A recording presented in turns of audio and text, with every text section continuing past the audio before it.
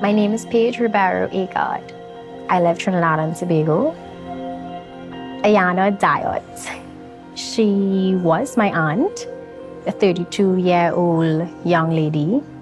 She was a star. She really, really gave her all. In January 2018, she was diagnosed with stage 4 cervical cancer. In a matter of 5 months, she passed away. Never did I think she would die from cervical cancer.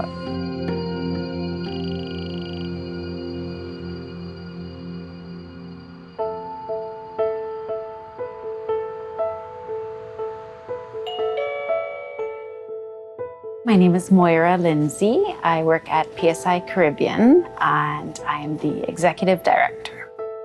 PSI, or Population Services International, is a global nonprofit that is dedicated to improving the lives of the women and families that we serve.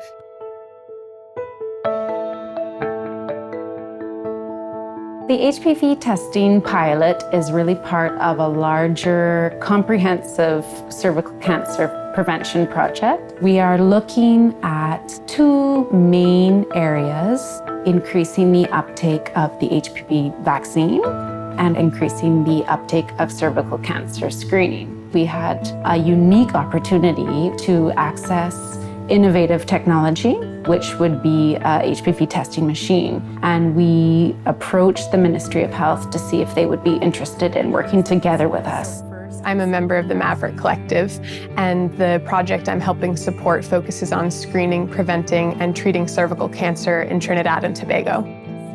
I see the biggest challenge in terms of us achieving elimination of cervical cancer as being public awareness. I think that not a lot of people throughout the entire world are aware that this cancer is preventable, it's highly treatable, and the way that ends up playing out is that largely it's in developing nations that the disease burden is higher. And so to me, that also makes it a disease of inequity. People are dying of this needlessly when we know how to prevent and treat it. And so I think that public awareness is one of the missing puzzle pieces. We have patients, when they come with us, they diagnosed at already a late stage, end stage cervical cancer. We want to have this diagnosed before, possibly even prevent cervical cancer. We want to be able to pick it up when it's at a treatable stage, but that's not where we are right now. We are actually getting end stage cervical cancer patients. Trinidad, like most countries in the region, relies on the use of conventional pap smears. And we knew that there were newer technologies that were already becoming quickly available for low and middle income countries that we wanted to offer to them so that they could have a sense of what it would take to transition from pap smear to high precision molecular testing or HPV testing.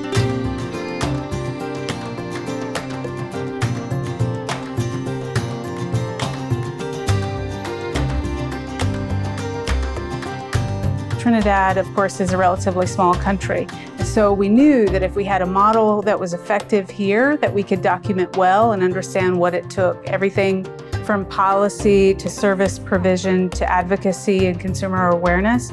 If we could get all of those pieces of the equation right in TNT, then we could think about scaling that in other places where we saw similar opportunities lining up.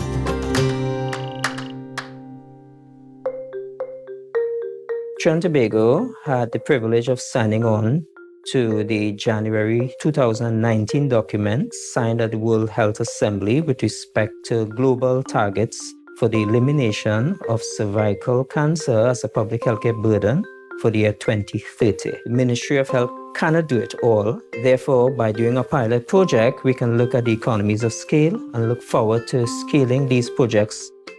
The global targets for the elimination of cervical cancer is 90, 70, 90. 90% of girls to be vaccinated with the HPV vaccine by the age of 15 years, 70% of women to be HPV tested by the age of 35 years and 45 years, and 90% of women identified with cervical cancer disease to receive treatment and care. PSI Caribbean embraces the idea of working through partners.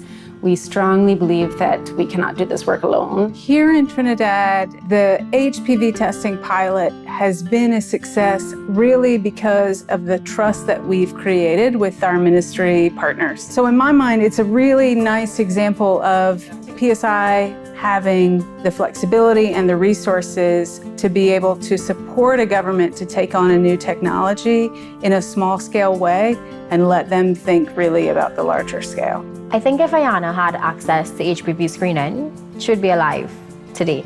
Cervical cancer is unfortunately a space that's underfunded. It is a space where we have some pretty big potential wins, and WHO has come out with a global elimination agenda, which means they believe it's possible, and so do I. I would really like to see people moving funding to this work. We really could see a generation that's free of cervical cancer. It won't happen overnight, but it can happen.